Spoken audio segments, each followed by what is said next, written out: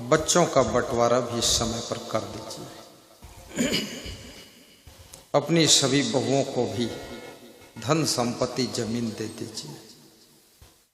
अपने लिए भी कुछ अलग रख लीजिए।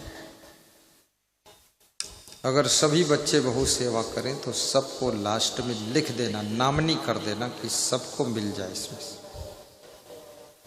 और जो ना सेवा करे तो जो करता है उसी को लिख देना, ऐलान कर देना जो सेवा करेगा उसी को दूंगा ये अपना हिस्सा। 4 बीघा जमीन है, 3 बच्चे हैं, 1-1 बीघा बच्चों को दे दो, 1 बीघा अपने लिए रख लो। और 1 बीघा वही पाएगा जो सेवा करेगा। जिसको पाना है सेवा करो। नामनी कर दूंगा, लास्ट में करूंगा। बनारस में एक बहुत बड़ा सेठ मर गया है। 80 करोड़ रुपए की संपत्ति अपने बेटों को दे दिया है, जिसका नाम था श्रीनाथ खंडेलवाल। क्या नाम था? श्रीनाथ खंडेलवाल। और उसकी मृत्यु वृद्धाश्रम में हुई है। उसके बेटे बहू उसको मिलने नहीं आते थे और वृद्धाश्रम में छोड़कर चले गए थे। और पद्म पुरस्कार से विभूषित था वो, और 200 साहित्य की पुस्तकें लिखा, इतना बड़ा विद्वान था। मैं उससे पूछना चाहता हूं कि तूने इतनी किताबें लिखी थी लेकिन तेरे को तो धेला भर ज्ञान नहीं, पक्का मूर्ख है। अरे पद्म पुरस्कार मिल गया लेकिन तेरे को तो कौड़ी भर का ज्ञान नहीं। ये पद्म पुरस्कार किस काम आएगा?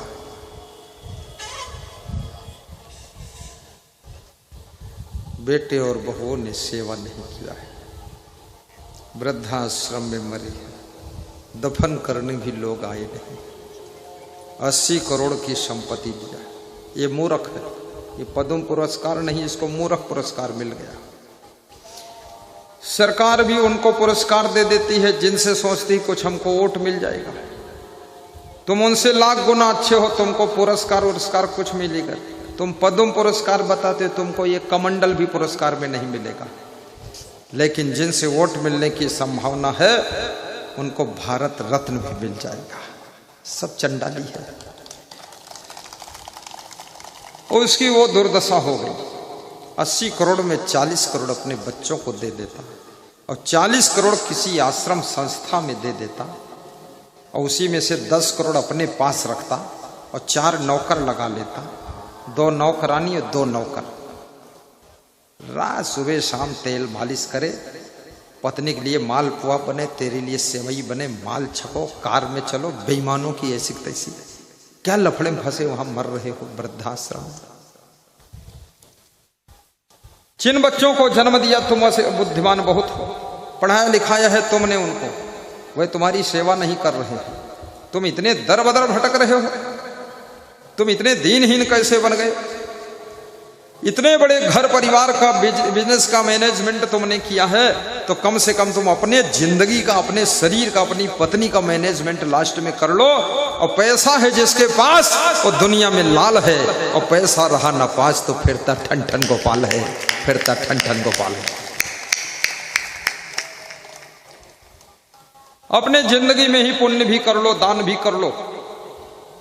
मरने के बाद तुम्हारे नाम से एक कमजोर बछिया दान दी जाएगी, और ऐसी बछिया होगी 250 रुपये की, जिसके बीमारी से बाल उखड़ गए होंगे, खुजली हो गई होगी पूरे शरीर में, कमजोर बछिया। तुम्हारा बाप अगर पूंछ पकड़कर वास्तव में बैतरणी नदी पार करेगा तो बछिया की पूंछ टूटकर तुम्हारे बाप के हाथ में आ जाएगी। बछिया तो तैर कर पार हो जाएगी और तुम्हारा बाप उसी नदी में डूब जाएगा। अपने बाप को बैतरणी से पार करने के लिए बछिया लोग दान देते हैं, उसमें भी बेईमानी है। कमजोर बछिया 250 रुपये की, दूध तो देगी ही नहीं, अरे मूत्र दे दे वही बहुत बड़ी बात है, अधमरी है मर जाएगी।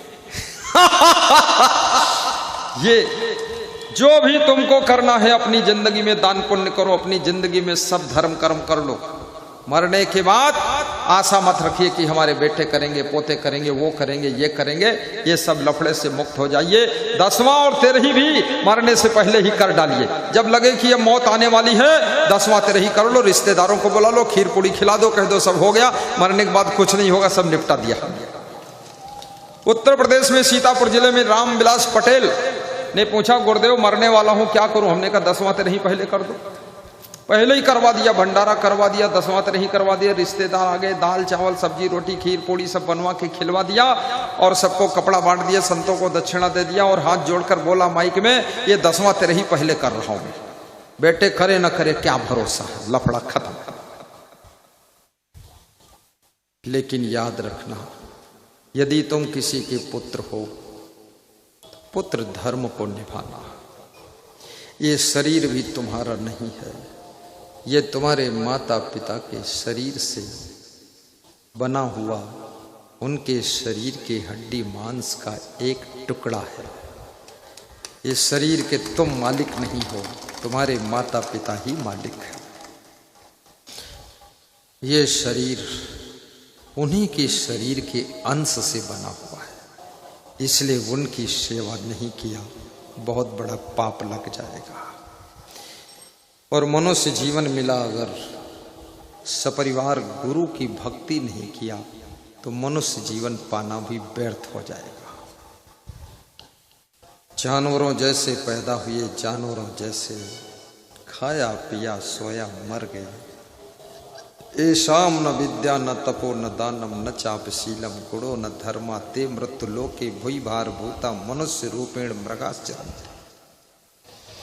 आहार निद्रा भय मैथुनानि सामान्य चैमान्य नृणाम पशूनाम ज्ञानम नराणाम अधिको विशेषो ज्ञाने नहीं न पशु भी समाना। जो ज्ञान से हीन है पशु के समान है। चाणक्य कहते हैं वो 2 पैर का पशु, बिना सींग और बिना पूंछ का पशु है। सुख से जिंदगी जियो, बुढ़ापे को दुखद मत बनाओ। जवानी में ही अपने बुढ़ापे के लिए व्यवस्था कर लो। जब तुमको तीर्थ नहाने जाना होता है तो 1 महीने पहले ही सब व्यवस्था कर लेते हो। सबको मालूम है बूढ़ा होऊंगा तो पहले ही व्यवस्था कर लो। अच्छा मकान बना लो, अच्छी कार भी ले आओ, थोड़ा पैसे कमाकर जमा भी कर लो। शरीर को स्वस्थ रखने के लिए थोड़ा व्यायाम भी रोज करो। तुमसे कितना ही कोई प्रेम करता हो, मोह करता हो, ममता करता हो, लेकिन जब बीमार होगे तो बीमारी का दुख अकेले भोगना पड़ेगा। बीमारी का कष्ट कोई बांट नहीं पाता है, अकेले ही कष्ट भोगना पड़ता है। इसलिए अपने शरीर को स्वस्थ रखने के लिए जिम्मेदारी आपकी है। आप इतना भूत प्रेत चुड़ैल की तरह संसार में क्यों औंधे पड़े हुए?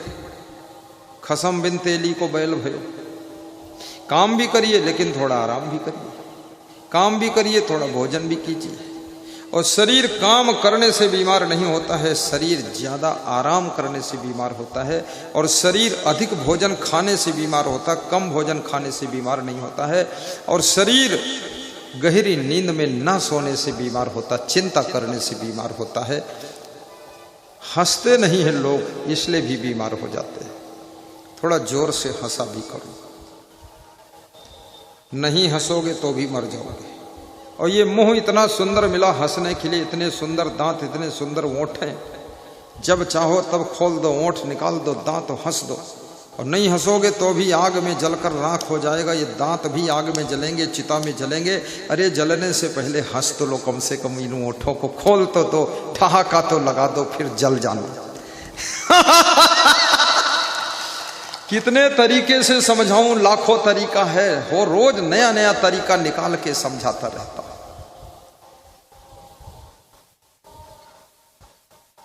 ये हाथ भी एक दिन चिता में जलकर राख हो जाएंगे।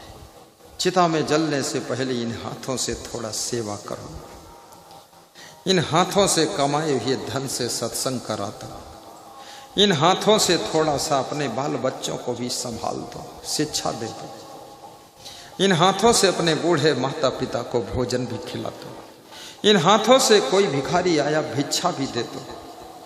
इन हाथों से थोड़ा अपनी कमाई गुरु जी की सेवा में ऐसे दान कर दो जैसे वो समस्तीपुर के अभी तमाम नित्यदानियों ने दान किया है, ऐसे थोड़ा दान भी कर दो।